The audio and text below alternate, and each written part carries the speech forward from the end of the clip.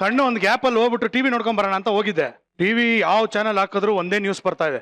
ಏನ್ ಮಿಸ್ಟರ್ ಲೋಕೇಶ್? ಹೇಳ್ತೀನಿ ಮ್ಯಾಟ್ರು ಏನಂದ್ರೆ, ಇಂಡಸ್ಟ್ರಿಲಿ ಎಲ್ಲರೂ ನಾನು ಹೀರೋ ಆಗ್ಬೇಕು, ನಾನು ಹೀರೋ ಆಗ್ಬೇಕು, ನಾನು ಹೀರೋ ಆಗ್ಬೇಕು ಅಂತ ಆಸೆ ಪಡ್ತಾ ಇದ್ರೆ, ಎಲ್ಲಾ ಕಡೆ ನೋಡಿದ್ರೆ ವಿಲ್ಲನ್ ವಿಲ್ಲನ್ ವಿಲ್ಲನ್ ವಿಲ್ಲನ್ ಅನ್ನೋದೇ ಒಂದು ಗುಂಗು ಶುರು ಆಗೋಗಿದೆ.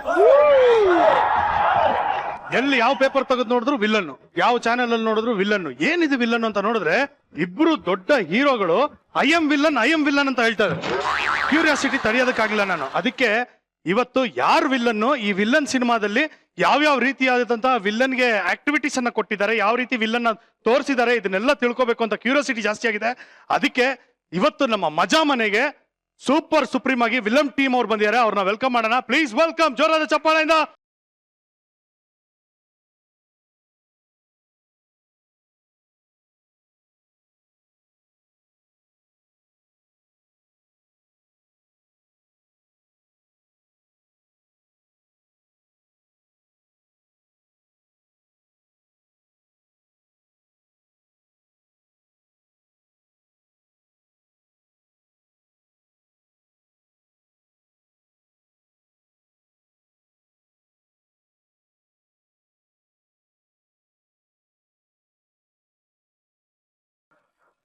ಪ್ರೇಮ್ ಸರ್ ಬಂದಿದ್ದಾರೆ, ಅರ್ಜುನ್ ಅವ್ರು ಬಂದಿದ್ದಾರೆ. ಇಬ್ರಿಗೂ ಸ್ವಾಗತ sir. Welcome to Majaa Talkies. Thank you so much. ಮೊದಲನೇ ಬಾರಿ ಮಜಾ ಟಾಕೀಸ್ ಬಂದಿದ್ದೀರಾ. ಫಸ್ಟ್ ಆಫ್ ಆಲ್ ಉದ್ದಕ್ಕೆ ಬಿಟ್ಬಿಡೋಣ ನಿಮಗೆ ಅಂತ. ಯಾಕೆ ಅಂತ ಕೇಳೋ. ಯಾಕೆ ಸರ್? ಯಪ್ಪ ಕಾಲೇಲಿ ಬಿಡ ನಿಂದ ಯಾಕೆ ಗೊತ್ತಾ, ನೀನು ಸುದೀಪ್ ಅವರು ತಡಿಯಕ್ ಆಗಲ್ಲ ನಮ್ ಕೈ. ನಾವು ಕಾಲು ಎಳಿಯ ಸರ್. ನಾವು ಸರ್ ನಮಸ್ಕಾರ. How are you? ಸೂಪರ್. ನೀವ್ ಹೆಂಗಿದ್ರಿ? ಸೂಪರ್. ನೋಡಿದ್ರೆ ಗೊತ್ತಾಗುತ್ತೆ ಫುಲ್ ಗ್ಲಾಮರ್ ಆಗಿ. ಇವತ್ತು ಸಿಗುತ್ತಾ ಉತ್ತರ ಅಂತ? ಯಾರು ವಿಲನ್ ಅಂತ ಉತ್ತರ ಸಿಗುತ್ತಾ ಅಂತ? ಇಲ್ಲೇ ಇದಾರೆ ನೋಡಿ. ನಾನೇ ವಿಲ್ಲನ್ ಅಂತ. ಈಗ ಒಂದ್ ಕೆಲಸ ಮಾಡೋಣ ಸರ್. ಪ್ರೇಮ್ ಸರ್ ನೀವು ಇಲ್ಲಿ ಬಂದ್ಬಿಡಿ ಸರ್, ಹುಡುಗಿರ್ ಮಧ್ಯೆ ಒಂದ್ ನಿಮಿಷ. ನಾನು ಹೋದ್ರೆ ಯಾವ್ದೋ ಕೋತಿ ನನ್ ಮಗ ಇದ್ದಂಗೆ ಇರ್ತೀನಿ. ಇಲ್ಲ, ಒಂದ್ ಕೆಲಸ ಮಾಡೋಣ. ಇವಾಗ ಈ ಕಡೆ ನಮ್ಮ ಆಡಿಯನ್ಸ್ ಏನಿದ್ದಾರೆ, ಇವರು ಪ್ರೇಮ್ ಸರ್ ಟೀಮು, ಓಕೆನಾ? ಈ ಕಡೆ ನಮ್ಮ ಅರ್ಜುನ್ ಸರ್ ಟೀಮು, ಓಕೆನಾ? ಬನ್ನಿ ಸರ್, ಅಲ್ಲಿ ಮಧ್ಯೆ ಬನ್ನಿ, ನಾನು ಹೇಳ್ತೀನಿ ಏನಕ್ಕೆ ಅಂತ. ಬನ್ನಿ ಅರ್ಜುನ್ ಸರ್.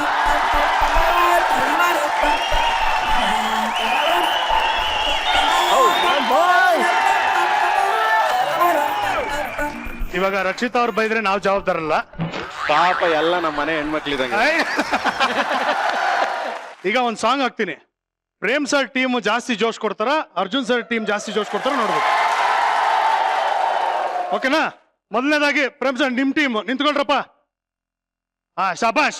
ಅಪ್ಪ ನಮ್ ಮರ್ಯಾದೆ ಕಳಿಬೇಡಿ, ಎಲ್ಲ ಹೆಣ್ಮಕ್ಳವ್ರೆ. Okay, music.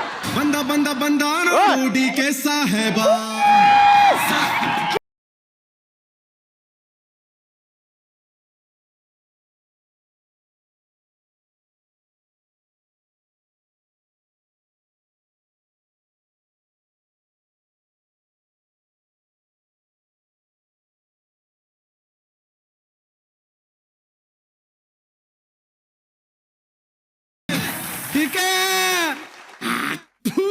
ಇವಾಗ Arjun sir team ನಿಂತ್ಕೊಳ್ರಪ್ಪ.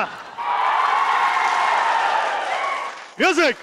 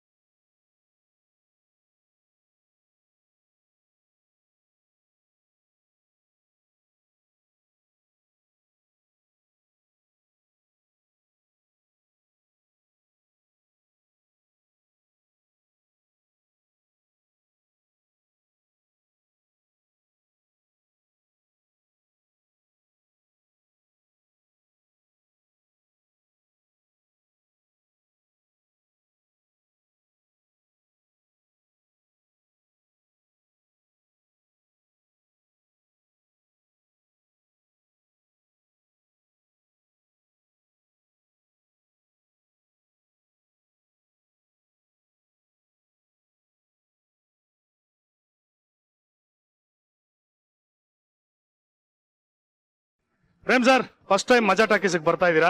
Thank you so much. Welcome sir. ಖುಷಿ ಆಯ್ತು ಆಕ್ಚುಲಿ. ಮಜಾ ಟಾಕೀಸ್ ಫಸ್ಟ್ ಟೈಮ್ ಬಂದಿದ್ದು, ಒಂಥರ ಮನೆಗೆ ಬಂದಂಗೆ ಆಯ್ತು ನನಗೆ.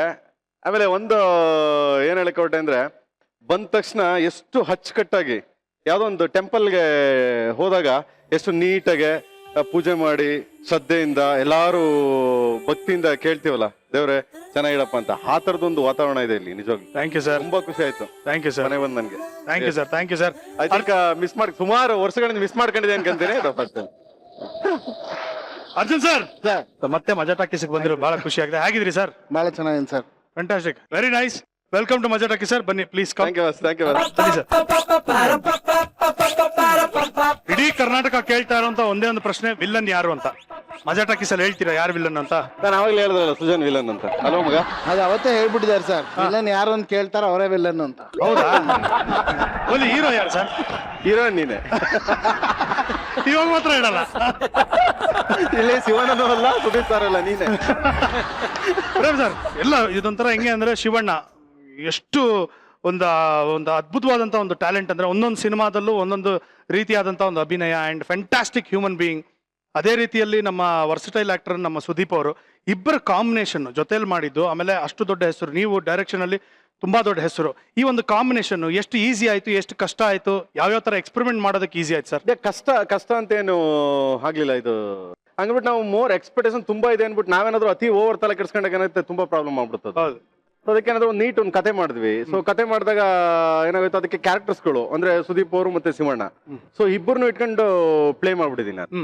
ಇಲ್ಲ, ಇವಾಗ ಪ್ರೇಮ್ ಅವರು ಸಿನಿಮಾ ಮಾಡಿದ್ರೆ ಅದೊಂದು ಕ್ರೇಜ್ ಕ್ರಿಯೇಟ್ ಆಗುತ್ತೆ ಸರ್. ಆ ಕ್ರೇಜ್ ಯಾವ ತರ ಕ್ರಿಯೇಟ್ ಆಗುತ್ತೆ ಅಂದ್ರೆ ಅದೇನಾದ್ರೂ ಸೀಕ್ರೆಟ್ ಏನೋ ಅದ್ರ ಹಿಂದೆ ಇರೋ ಗುಟ್ಟು ಇವಾಗ ಯುವ ನಿರ್ದೇಶಕರಿಗೆ. ಬಾಸ್ ನಾನು ಆಕ್ಚುಲಿ ಯಾವತ್ತು ಜಾಸ್ತಿ ಅತಿ ಪಬ್ಲಿಸಿಟಿ ಮಾಡ್ದವನಲ್ಲ ಅನ್ಕಂತಾರ ಅದನ್ನ. ತುಂಬಾ ಓವರ್ ಆಗಿ ಕ್ರಿಯೇಟ್ ಮಾಡ್ತಾನೆ, ತುಂಬಾ ಇದಾಗಿ ಮಾಡ್ತಾನೆ ಅಲ್ಲ, ಬಟ್ ಪ್ರತಿ ಸಿನಿಮಾನು ಆ ಕ್ರೇಜ್ ಕ್ರಿಯೇಟ್ ಆಗತ್ತಲ್ಲ, ಅದು ಅದ್ರ ಹಿಂದೆ ಬಿಸ್ನೆಸ್ ಮಾಡ್ಲೇಬೇಕಾಗತ್ತೆ. ನಾವು ಎಷ್ಟು ಹಾರ್ಡ್ ವರ್ಕ್ ಮಾಡಿರ್ತೀವಿ ಅದ್ರ ಮೇಲೆ ನಡೆಯೋದು ಆಲ್ ಇನ್ ಪಬ್ಲಿಕ್. ನಾವ್ ಏನೇ ಮಾಡಿದ್ರು ಮ್ಯಾಕ್ಸಿಮಮ್ ಒಂದ್ 5 ನಿಮಿಷದಲ್ಲಿ ಎಸ್ಕೇಪ್ ಆಗ್ಬಿಡ್ತದೆ. ಸೊ ಅದ್ರ ಮೇಲೆ ಏನು ಮಾಡಕ್ಕಾಗಲ್ಲ. ನಾನು ಹೇಳೋದು ಹಾರ್ಡ್ ವರ್ಕ್, ಹಾರ್ಡ್ ವರ್ಕ್. ಆಮೇಲೆ ಎರಡನೇದೇನಪ್ಪ ಅಂದ್ರೆ ನನಗೆ ಹೀರೋಗಳೇ, ನನ್ನ ಸಿನಿಮಾ ಹೀರೋಗಳೇ ಮ್ಯೂಸಿಕ್ ಡೈರೆಕ್ಟರ್ಗಳು. ಅಲ್ಲ, ಇನ್ನೊಂದು ಅದಕ್ಕೆ ಪ್ರಶ್ನೆ ಅದಕ್ಕೆ ಬರ್ತಾ ಇದ್ದೆ. ಅರ್ಜುನ್ ಪ್ರೇಮ್ ಅವ್ರ ಸಿನಿಮಾನಲ್ಲಿ ಸಾಂಗ್ಸ್ಗಳು ಹಿಟ್ ಆಗುತ್ತೆ, ಕರಿಯಾಯಿಂದಾನು ನೋಡ್ತಾ ಇದೀರಾ.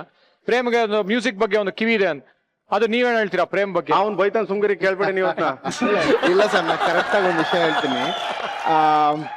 ಏನು ಮಾಡ್ಬೇಡಿ, ಕಾಮನ್ ಜನಕ್ಕೆ ಇಷ್ಟ ಆಗಂತದ್ ಮಾಡೋಣ.